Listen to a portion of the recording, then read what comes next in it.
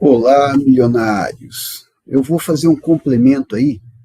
Na verdade, vocês estão sendo pioneiros, né? Que eu vou criar um terceiro nível de apresentações.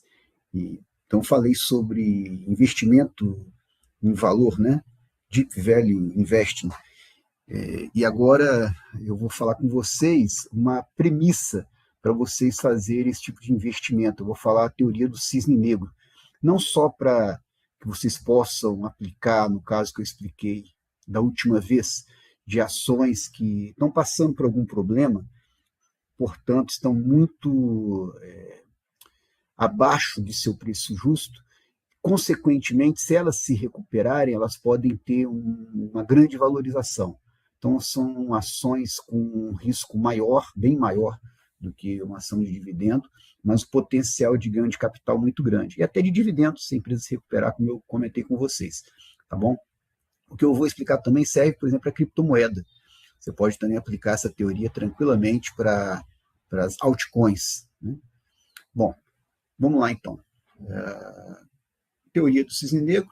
O que é um cisne negro? Primeiro, de onde vem essa ideia? Por que se criou esse nome para a teoria que eu vou explicar para vocês?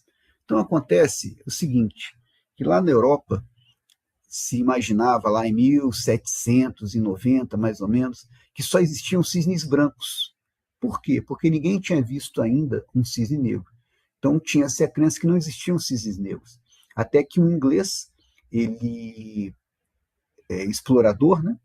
Ele, quando foi para a Austrália, ele viu cisnes negros. Então, é daí que se vem essa expressão.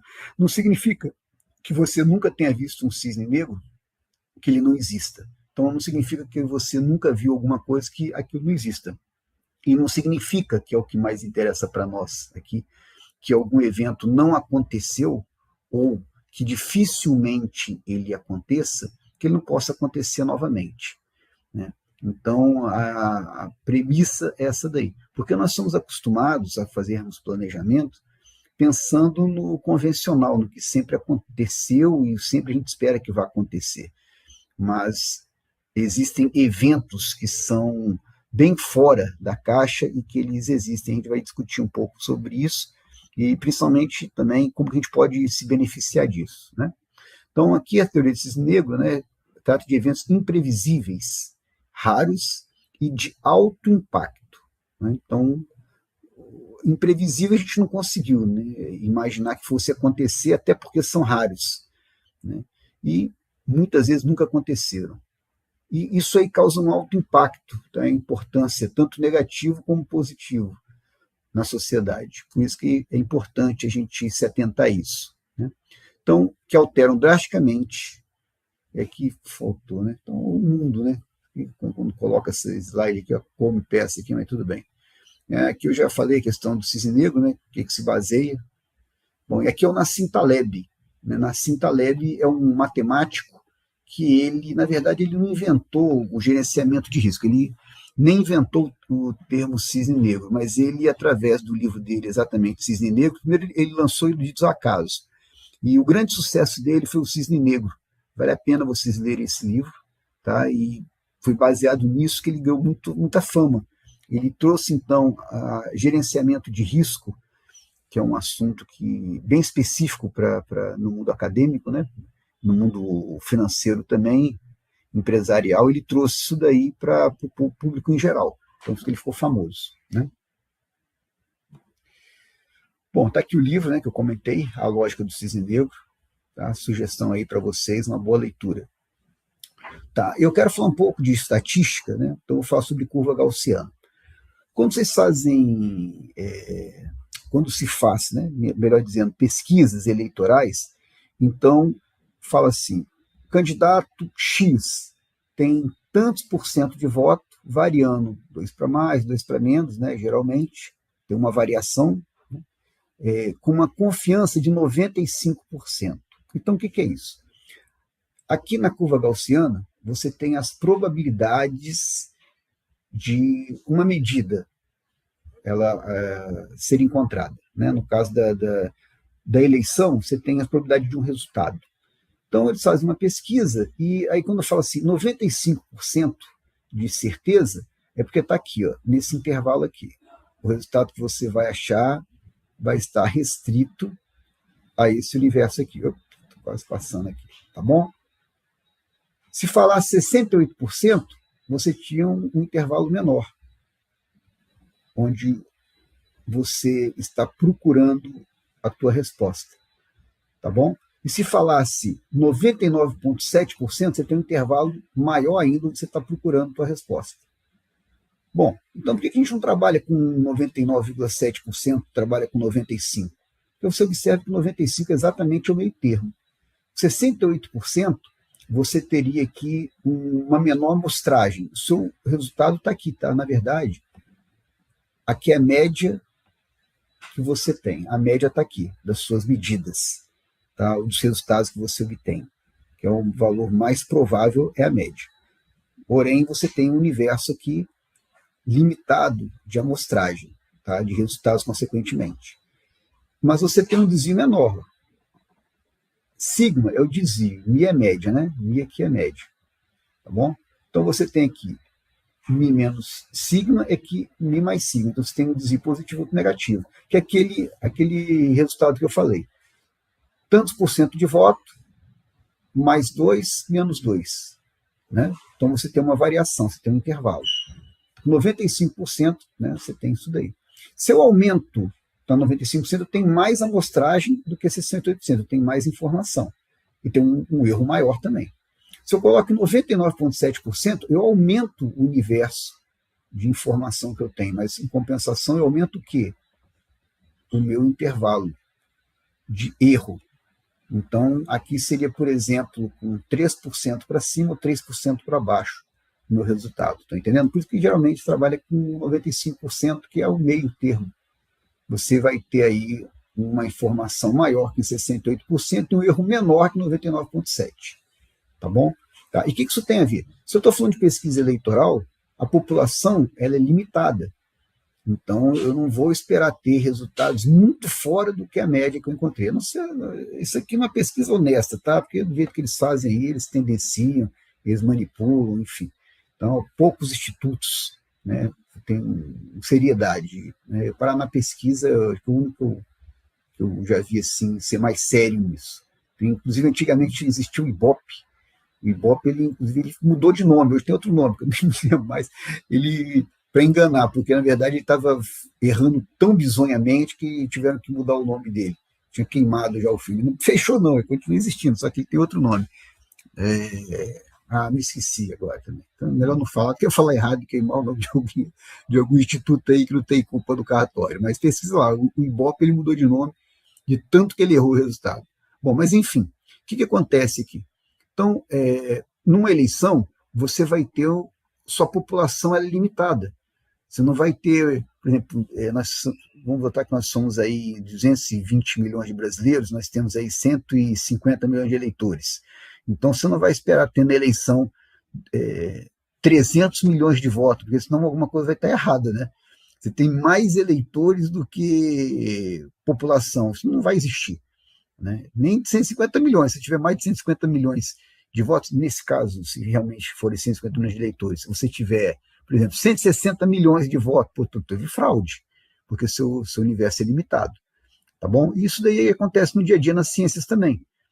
Quem fez lá a metalurgia e viu a calibração de uma pipeta de 10 ml, então a gente enchia a pipeta com água, pesava essa massa, aí dava mais ou menos 10 gramas, você convertia com a densidade para achar o volume real da pipeta. Então essa era uma forma que nós fizemos a calibração. Aí vamos supor que você achou 30 gramas numa pipeta de 10 ml. Isso é impossível, porque a densidade da água é mais ou menos 1, então 10 ml da pipeta vão dar 10 gramas. Aí você fala, não, mas eu fiz 3 medidas, eu esqueci de zerar a balança. Então você vai pegar esses 30 gramas e dividir por 3, tá? Aí você vai ter mais ou menos aí, vai ter 10 gramas, né? Mais ou menos 10 gramas, mais ou menos 30 gramas se obteve, vai ter mais ou menos 10 gramas, que vai dar mais ou menos, né, 10 ml, que está dentro do esperado para o volume de uma pipeta volumétrica de 10 ml, uma pipeta graduada de 10 ml, né?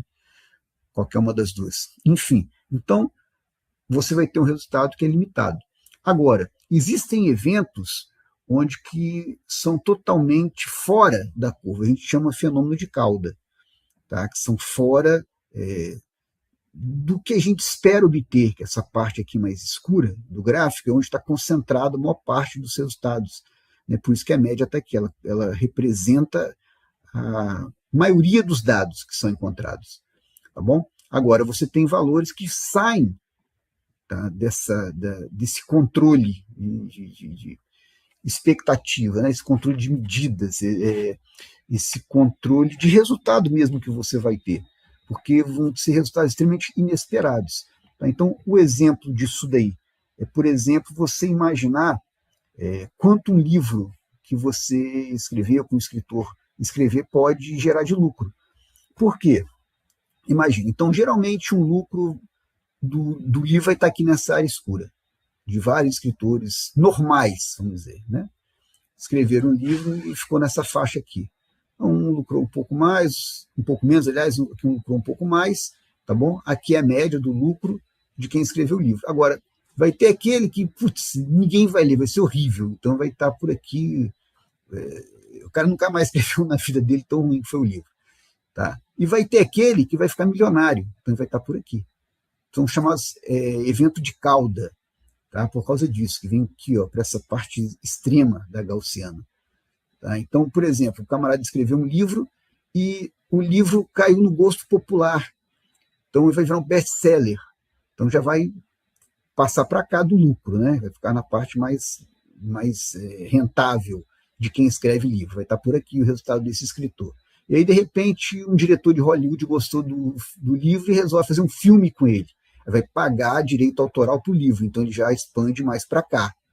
Então o lucro dele está aqui, está bem afastado da média de escritores de livro, tá certo? E aí, não só ele ganha para que possam fazer o filme dele, ganha dinheiro para que possam usar o direito de fazer o filme dele, mas como também mais pessoas vão ler o livro, então o lucro dele aumenta mais ainda. Tá? Então, fazer um best-seller, isso daí já é uma coisa quase um cisne negro. E ele virar um filme, aí torna o cisne negro. Então você vai ter aí um caso onde você sai do que é esperado. Tá bom? Então, outro exemplo de cisne negro aí, a pandemia foi um exemplo de cisne negro, tá? Um exemplo negativo. Mas eu vou falar daqui a pouco sobre exemplos.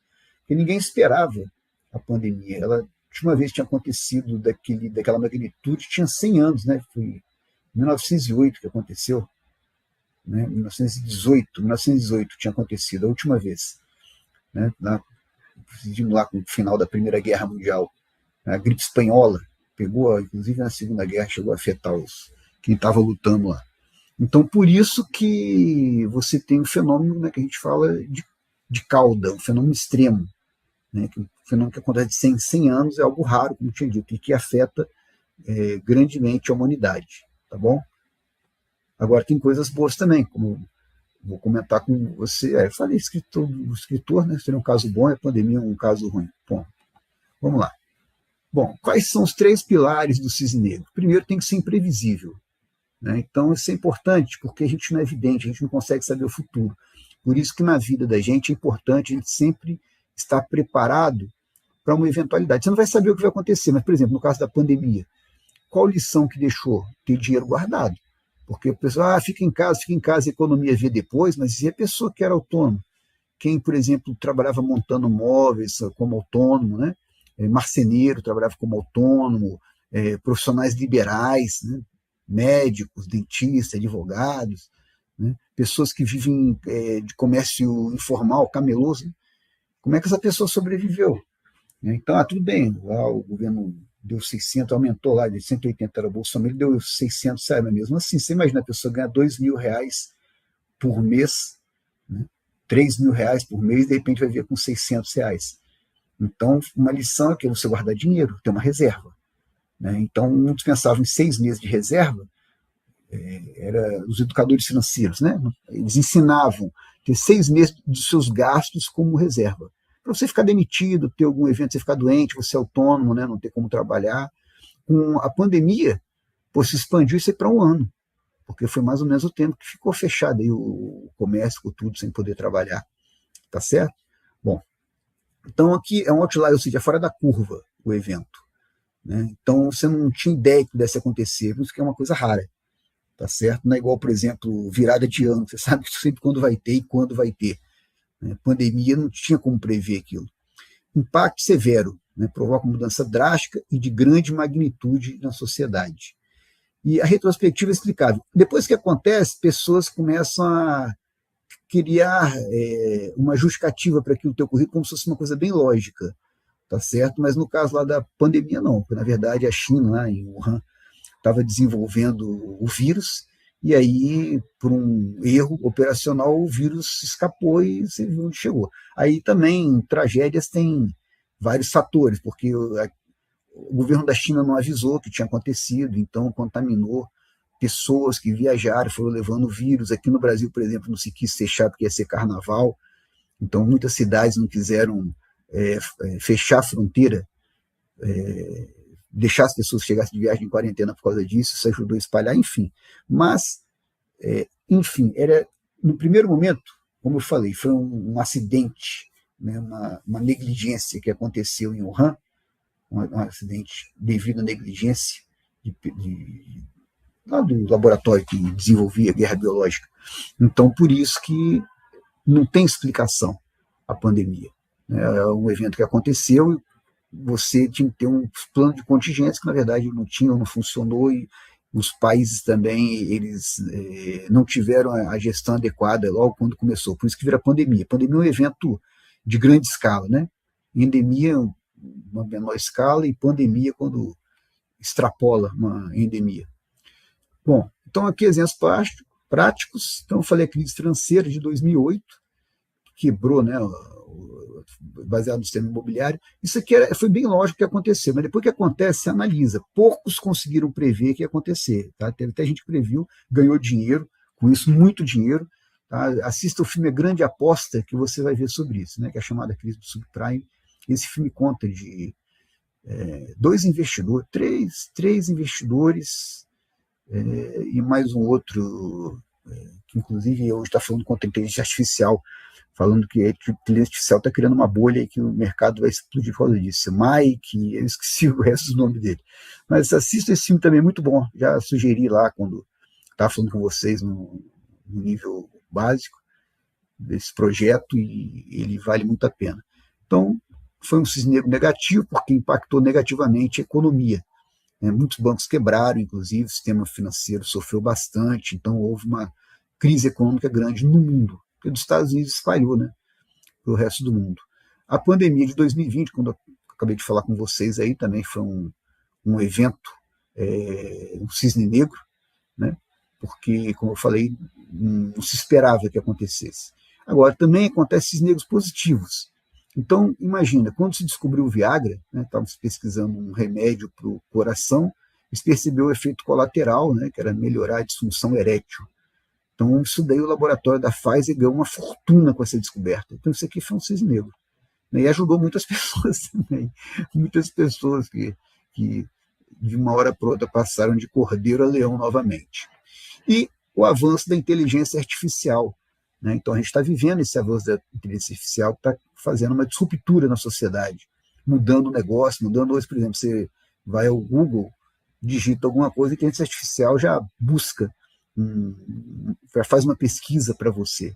Né? A tendência é evoluir, mudar hábitos da gente. Então, tem pessoas hoje que estão fazendo, preparando o próprio treino de academia usando inteligência artificial. Eu não estou falando se é bom ou ruim, se pode fazer, deve fazer ou não, estou falando o que está acontecendo.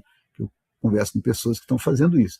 Você tem aí empresas aí com inteligência artificial paga, né, não a gratuita que eu citei, mas usando para até resolver problemas mesmo que eles têm. Então, reúnem lá os técnicos responsáveis, discutem e pedem sugestão, entre aspas, para a inteligência artificial. Então, isso aí já mudou a sociedade, tem que se mudar mais. E realmente, empresas boas ligadas à inteligência artificial têm que se valorizar muito. A questão é que quando tem uma novidade, as pessoas costumam achar que tudo é maravilhoso, que tudo ligado à inteligência artificial vai dar certo, e não é bem assim. Tá? Então, supervalorizam também Né? A NVIDIA, por exemplo, ela pode ser uma excelente empresa, mas ela está com preço altíssimo. Inclusive, esse sujeito que eu comentei, que eu não estou lembrando o nome, Mike Beers, acho que é o nome dele, não tenho certeza, não lembro bem. Ele previu a queda do NVIDIA. Ele apostou 10 milhões de dólares. É isso, ele apostou na queda da NVIDIA, das ações da NVIDIA. Só que é o seguinte, se a NVIDIA cair, ele ganha acho que 1 bilhão, uma fortuna, alguma coisa desse tipo. Vale a pena pesquisar também sobre ele, lá no pesquisa a história, né, da grande aposta, né, The Big Short, em inglês. E aí vê lá o nome do gestor, um dos gestores. Tem 3 camaradas de um lado e tem esse Mike Benz, acho que é o nome dele, não tenho certeza, do outro lado. E ele ganhou uma fortuna, muita grana mesmo, apostando que o mercado imobiliário ia colapsar. Os 3 também que eu citei eram amigos, né? E apostaram também, ganharam muita grana também, né?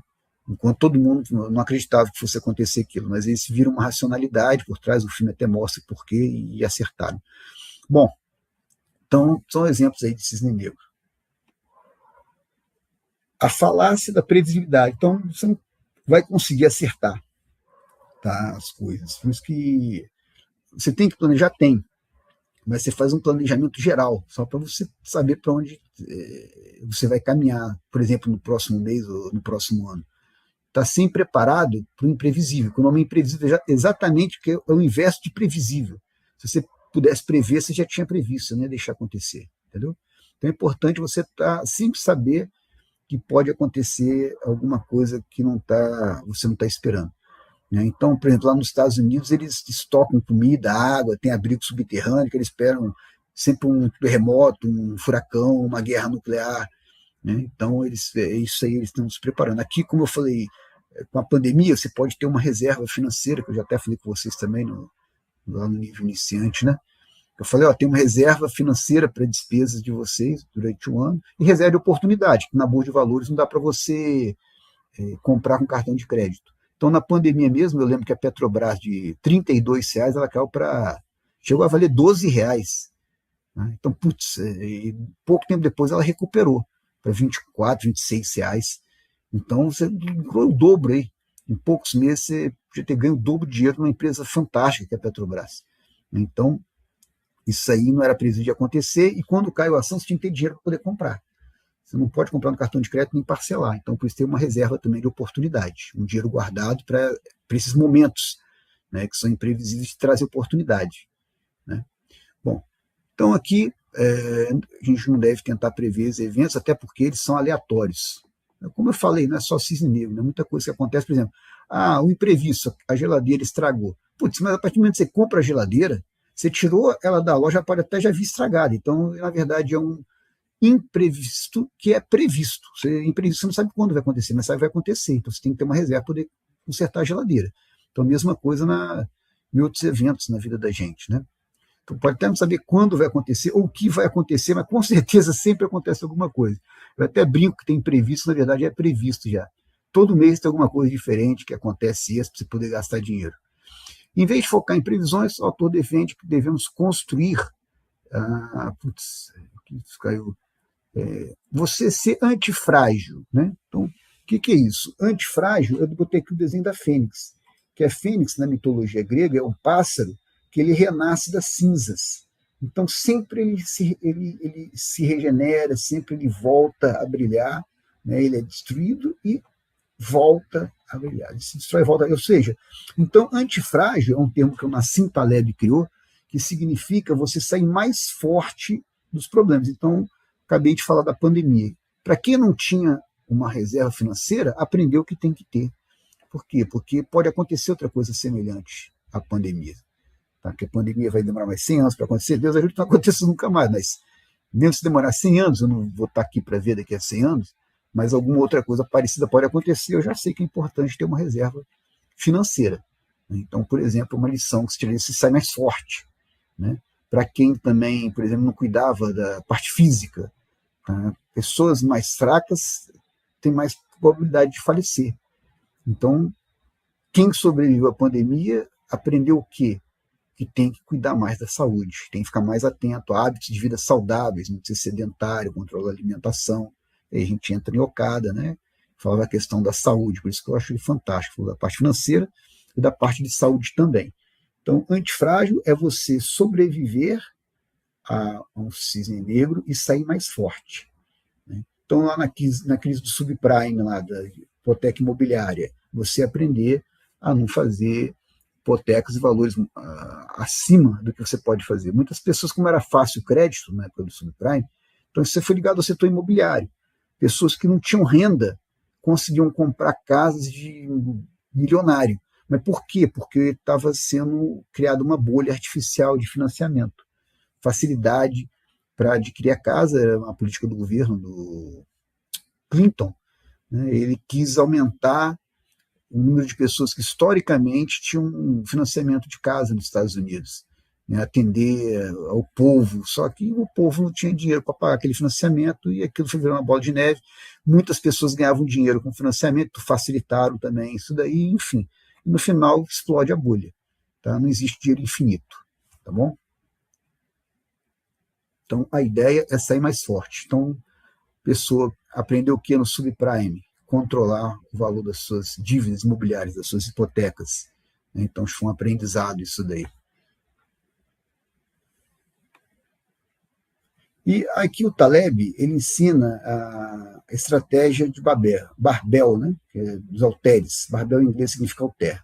Então, é colocar 80%, 90% aí do seu investimento em ativos conservadores.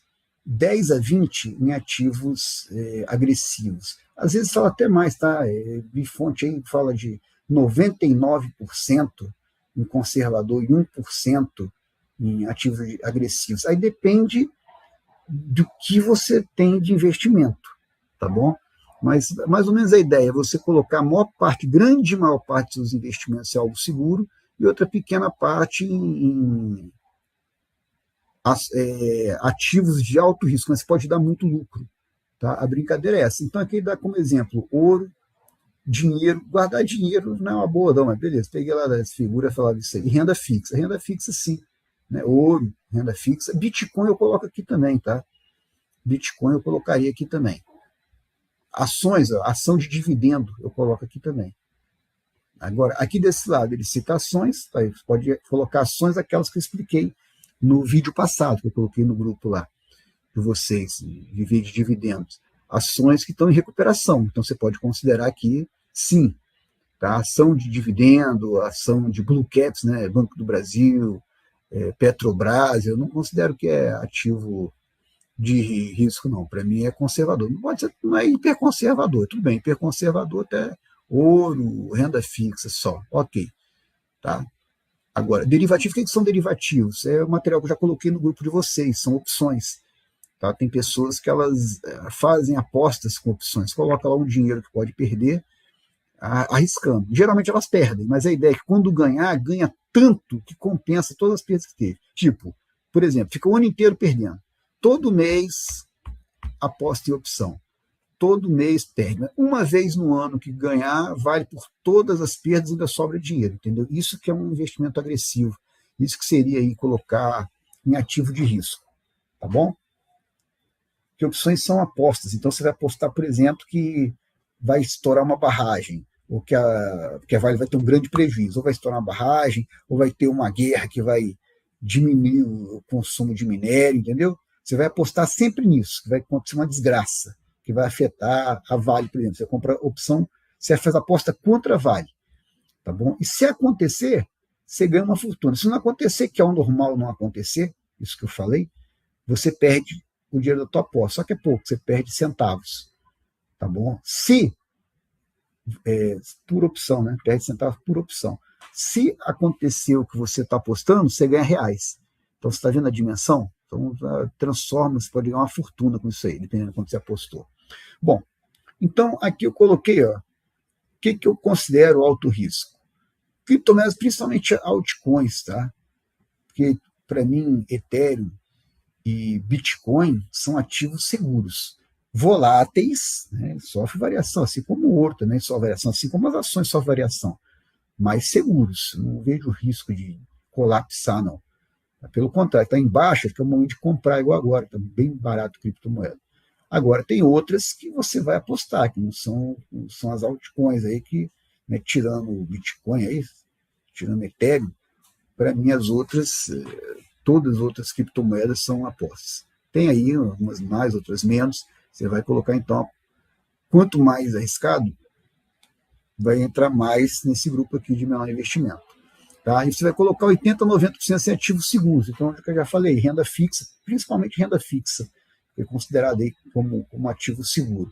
Mas pode ter investimento em imóveis, por exemplo. Imóvel é um investimento seguro, terra é um investimento seguro, tá bom? É fundo imobiliário, ação de dividendo, para mim, é um investimento seguro que eu expliquei para vocês. Então, por isso que eu expliquei estratégia de dividendo, expliquei também que você pode colocar um tempero com ações em risco, né?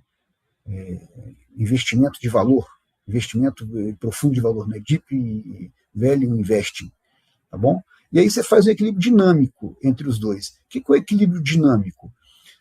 Quando isso aqui valorizar bastante, você retira uma parte e vem para cá, onde quer seguro. Compra ativos seguros. Quando aqui valorizar também, você passa uma parte maior, uma parte dessa valorização você passa para cá. Uma parte desse lucro você passa para cá. Você aumenta quando você vai colocar em risco. Ou tira desse lucro de ativos seguros, você tira o risco. Por exemplo, você coloca na renda fixa, está dando 15% ao ano. Então, no final de um ano, você pega aqueles 15% de lucro, tá? Você deixa uma parte aqui, coloca outra parte aqui, ou coloca todo o lucro aqui, deixa o na renda fixa, entendeu? Aí vai da sua gestão. Mas a ideia é que eu acho melhor você tirar uma parte do lucro e coloca desses 15%, você tira, por exemplo, aí 5%, coloca para ser risco, apostar em risco. E 10% você consolida aqui no seu patrimônio. Desses 5% da renda fixa, dos 15% de lucro, 5% de lucro da renda fixa que você colocou aqui nesses ativos, tá? Aqui tem uma grande explosão dos ativos. Você tira e volta para cá. Uma parte do lucro você deixa para continuar investindo aqui em risco, e outra parte você coloca aqui. E aí vai de você. A maior parte, para mim, tem que voltar para cá, tá? E uma menor você continua colocando aqui, que é um dinheiro que você pode perder sem doer. Por que você usa essa estratégia? Então, como você está com a maior parte do seu patrimônio em ativos seguros, né, você se preserva de uma grande perda. Porque esses ativos seguros, quando tem queda do mercado e tal, eles caem pouco. Agora, você colocando em ativos de risco, onde você pode colocar um dinheiro que você pode não se preocupar, você tem uma possibilidade de lucro muito grande. Então você pega duas extremidades, você pega uma segurança extrema e uma alta probabilidade de lucro. Tá? Então, essa é a teoria, tá bom? O Taleb ele é milionário, tá? Mas essa estratégia dele não é melhor do que você investir em ações de dividendos, seus minderistas. Então isso aqui é só para um complemento, é você sofisticar a sua ação de dividendo, tá bom? Investimento em ação de dividendos dá um resultado melhor do que o Taleb, resumindo isso. Então, exemplo, você vai poder fazer de aplicação. Então, você pega aí quando você pode gastar em risco, tá certo? Então, lá, 1%, 10% ou 20%, depende aí do teu patrimônio. Você vai dividir 3, 5 ou 10 partes iguais. 5 é o número que geralmente eu uso, tá? Mas eu já vi 3 vezes ou 10 vezes. Ou 10 divisões, né? Não é 10 vezes, desculpa. Ou 10 partes. 3 partes, 5 partes ou 10 partes. 3 fica bem concentrado.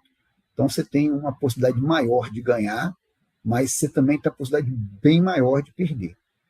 Em 10 partes, você tem um risco muito menor de perder, mas seu lucro também fica amarrado. 5, então, por isso que eu acho o número ideal. Se o cara é bom, não é meu caso. Então eu fico com 5 aqui, acho que o número está ao meio termo. Se o cara é muito bom, ele opta aqui por 3 vezes. Tá bom? Mas geralmente, mesmo investidores muito profissionais, cara, muito bom, com resultado assim excelente, eles diversificam mais que 3 vezes. Aqui o Charles Munger, aquele investir em 3 ações só, tá bom? Mas o cara é um gênio, tá? Normalmente não se faz isso não. 10 é muita coisa, se dilui muito seu lucro, né? Bom, e aí, como eu falei, do lucro que tiver, você retira 5%, 10% e investe novamente em risco. O restante você vai para ativo seguro. Aqui está o rebalanceamento que falava lá, o equilíbrio dinâmico, né? O rebalanceamento. Quando o ativo seguro também valoriza, você pode aumentar quanto você está colocando em risco. Você tira uma parte do que é seguro e investe no que é arriscado. Então, aquela estratégia de Value Investing se baseia na teoria do Taleb, tá bom? E por isso que eu falei de 5 ações, tal, estou explicando melhor, faltou esse adendo para vocês. Isso aí, como eu falei, pode fazer em criptomoedas. Você compra lá Bitcoin, né, que é o ouro das criptomoedas, é bem seguro, Ethereum é uma moeda bem segura também, tá? E você vai, arrisca em outras aí, pega 5 criptomoedas e distribui 80% aí mais ou menos, você coloca aí Bitcoin, Ethereum, tá? Uma outra aí, talvez você tenha confiança. Para mim essas duas são as melhores. E aí você pega os 10% aí quando você tem para investir e coloca aí em outros altcoins aí. Tá? Se você gostar de meme coin também, você coloca. O importante é você estar feliz, cara. Agora distribui para poder gerenciar seu risco. Não coloca em só uma, não. Tá bom? Porque é um investimento de alto risco e você usa o efeito portfólio, que aí sim vale a pena diversificar. Porque você está diversificando um risco muito alto. Tá? Mas, por outro lado, a possibilidade de ganho é muito alta. Por isso que essa estratégia existe. Tá bom? Então é isso aí. Muito obrigado. Qualquer dúvida, manda lá no grupo. Estamos aí às ordens. Bom final de semana para vocês aí. Fiquem com Deus. Até a próxima.